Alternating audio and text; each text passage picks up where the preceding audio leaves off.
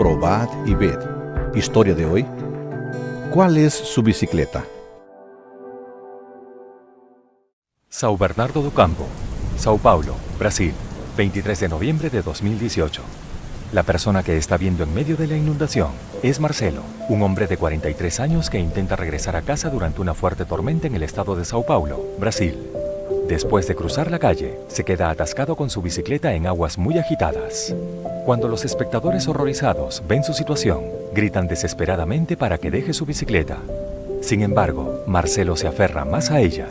Un grupo de personas incluso se arriesga formando una cadena humana para tratar de salvar a Marcelo, pero no pueden retenerlo. Intenta levantarse, pero la fuerte corriente lo derriba y lo arrastra. Los bomberos encontraron su cuerpo más tarde, el mismo día. Marcelo terminó perdiendo mucho más que la bicicleta que intentaba conservar. ¿Cuál es tu bicicleta? ¿Qué está pidiendo el Señor que saques de tu vida? ¿Aún te aferras a algo que impide tu entrega a Dios? ¿Una relación amorosa? ¿Un empleo? ¿Un vicio? Él está pidiéndote que le entregues totalmente tu ser y le seas fiel y leal. Elena de White dice que Jesús no requiere del hombre ningún sacrificio real, pues sea lo que fuere que nos pida abandonar, es apenas aquello sin lo que estaríamos mejor. Elena G. White, Consejo sobre Mayordomía, página 181.4. Al entregar el diezmo y el pacto, pide a Jesús que te ayude a aferrarte a aquello que realmente importa y dejar de lado todo lo que ponga en riesgo tu salvación. Que podamos dejar de lado nuestros deseos y recordar que primero es Dios. Ahora, quiero invitarte para que juntos podamos adorar a nuestro Dios a través de los diezmos y ofrendas. Que el Señor te bendiga. Muy buenos días, hermanos.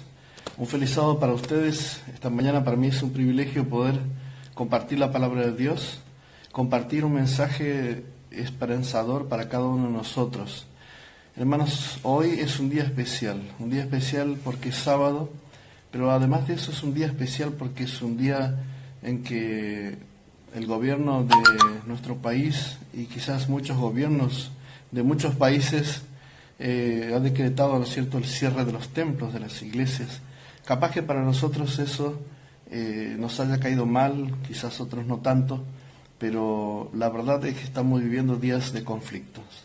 En la Biblia aparecen varias historias donde el pueblo de Dios pasaron días difíciles, días complicados, épocas también con diferentes situaciones que tuvieron que enfrentar como pueblo de Dios, como hijos de Dios. Nosotros hoy vivimos un día especial. Esta mañana nos levantamos quizás con algunas expectativas, cómo va a ser este día, un día de adoración, un día que estamos acostumbrados a ir a la iglesia, un día que estamos acostumbrados a adorar juntos a Dios. Pero hoy tenemos que quedarnos en nuestra casa, tenemos que participar de la iglesia tiene que continuar. Y los voy a invitar a abrir sus Biblias en el libro de 1 Samuel, el capítulo 17. 1 Samuel, capítulo 17, narra la historia de David y Goliat. Pero yo me quiero concentrar en algunos puntos de la historia, que es muy conocida para nosotros. Esta historia cuenta la historia de una gran lucha entre dos bandos, de dos ejércitos. El ejército filisteo por un lado y el ejército de Israel. Los dos ejércitos tenían un paladín. El ejército de los filisteos tenía a un gran hombre, alto, estatura muy grande, que se llamaba Goliat.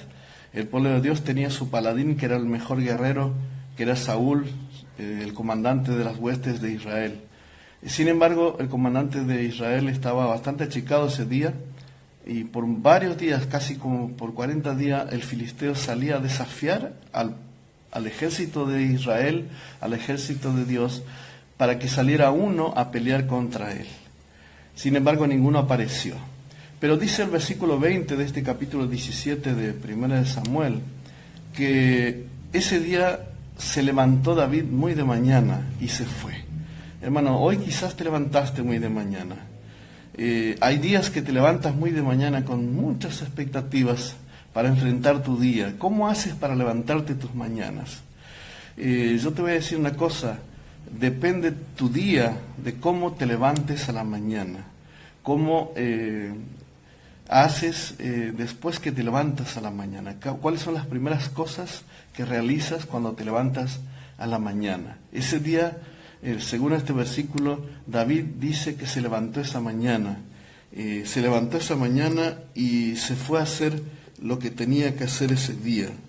Él tenía muchas cosas que hacer, pero ese día dejó de lado su comodidad, dejó de lado aquellas cosas que estaban seguras y se fue a enfrentar la batalla que estaban viviendo sus hermanos, la batalla que estaba viviendo el pueblo de Dios. Siempre no es así en nuestros casos, pero hay días que nos levantamos ya sabiendo que ese día vamos a liberar batallas. Ahora, ¿cómo lo hacemos? ¿Con quién nos levantamos? ¿Solos o nos levantamos con Dios? Evidentemente David ese día se levantó tomado de la mano de alguien que él conocía, de alguien que era muy común para él, porque vivía una experiencia cercana con Jesús. Cuando él se fue a la batalla, se encontró con 2 ejércitos y se encontró con estos 2 paladines de los ejércitos.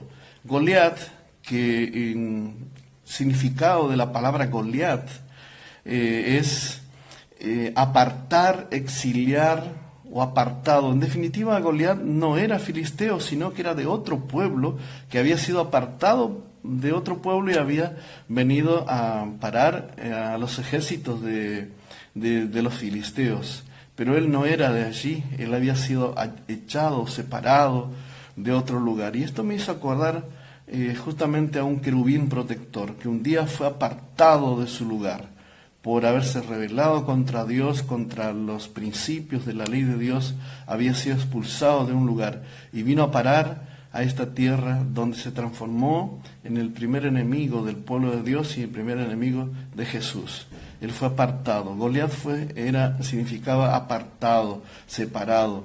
Y tenemos a Saúl, el príncipe del ejército de Israel, que dice la palabra de Dios, si nosotros analizamos, por ejemplo, es 1 Samuel 17 y el versículo 40, mejor dicho, si nosotros leemos el 39 del capítulo 17, dice que después que Saúl le ofreció a David su armadura, David probó andar, intentó caminar, dice la palabra de Dios, con la armadura de Saúl. Pero sin embargo, cuando él intentó andar, no pudo hacerlo. Y dice que no pudo hacerlo porque no estaba acostumbrado a andar, a manejarse, a caminar con esa armadura.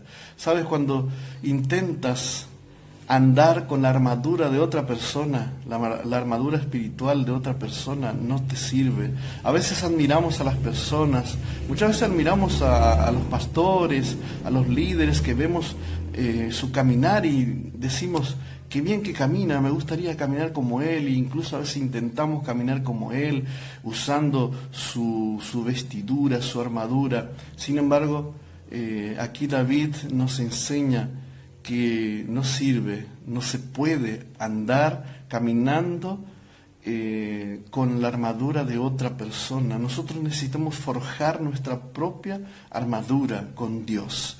Y la propia armadura de David eran su humilde vestimenta con la cual él trabajaba cuidando las ovejas.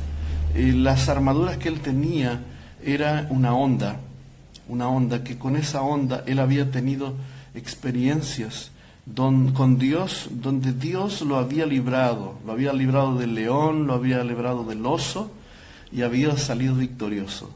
Y en las cosas pequeñas David tuvo victorias, en las cosas pequeñas él con su armadura propia, con la armadura que le había dado Dios, había tenido victorias, había tenido luchas pequeñas, medianas, pero había tenido en todas ellas victorias. Ahora Dios lo había preparado para esta lucha mayor, esa lucha que se levantó ese día de mañana muy temprano y que fue a enfrentar. Era una lucha que tenía que ver con la vida y con la muerte, una lucha, diríamos, la mayor lucha de su vida. Y en esa mayor lucha de su vida, David no usó el arma de otra persona, sino usó el arma que Dios le había dado y que él había podido luchar todos los días las luchas pequeñas, las batallas pequeñas. Pero esta batalla era una gran batalla. Se enfrentaba contra aquel Goliat, contra aquel exiliado, con aquel que estaba atemorizando al ejército de Israel todos los días. Pero él se iba a enfrentar ahora con su armadura, que era una honda. Y yo quiero hablarles esta mañana de un detalle de la armadura de David. Dice el versículo 39 y el 40, dice que David se acercó al arroyo y juntó 5 piedras lisas. Tengo acá en mi mano una piedra lisa, pero él juntó 5 piedras lisas como estas. Y quiero contar el detalle de esta piedra lisa. A veces nosotros buscamos armaduras sofisticadas, cosas que no necesitamos, porque Dios puede vencer a veces al enemigo, siempre, con cosas que Dios hace. Esta piedra la hizo Dios. Las piedras lisas que juntó David del arroyo eran piedras que Dios había forjado, que la naturaleza de Dios había forjado. Dios tiene 1000 maneras, Dios tiene 1000 armas que Dios forja, que Dios hace para enfrentar al enemigo, a los Goliat de la vida. Ese día David fue al arroyo, fue a la naturaleza de Dios y juntó 5 piedras, dice ahí la palabra de Dios, 5 piedras lisas, con las cuales pudo vencer al enemigo. Otro detalle que queremos resaltar y para ir cerrando de este capítulo es lo que aparece en el versículo 39, donde justamente dice que él probó andar con la armadura de su jefe y de Saúl y no pudo andar.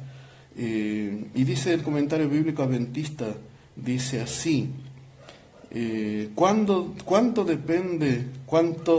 depende uno de la pureza de motivos cuando emprende una empresa peligrosa? David no podía luchar con la armadura de Saúl, debía ser él mismo. El propósito de Dios es que cada persona se maneje con su propia armadura. Vemos, dice aquí, a un hombre en la vida pública que sabe llevarse con la gente y copiamos sus modales, esperando tener éxito de esa forma. Pero Dios necesita hombres que sean ellos mismos, que aprendan de las experiencias de cada día lo que necesitan saber a fin de resolver los problemas de mañana. Gracias a Dios por quienes se atreven a usar los medios que Dios les ha provisto. Dios ha provisto para nosotros las piedras lisas para enfrentar a los enemigos de Dios. ¿Cuáles son las piedras lisas que Dios tiene para ti? ¿Cuáles son las piedras lisas que Dios ha estado forjando en el arroyo de tu vida para que lo uses hoy contra ese enemigo, ese Goliat que se te presenta? Ojalá que puedas hacer como David, porque David no hizo como Saúl. Saúl confió en sus armaduras, confiaba hasta cierta medida en su armadura, pero David confió solamente en Dios y lo que Dios podía hacer por él.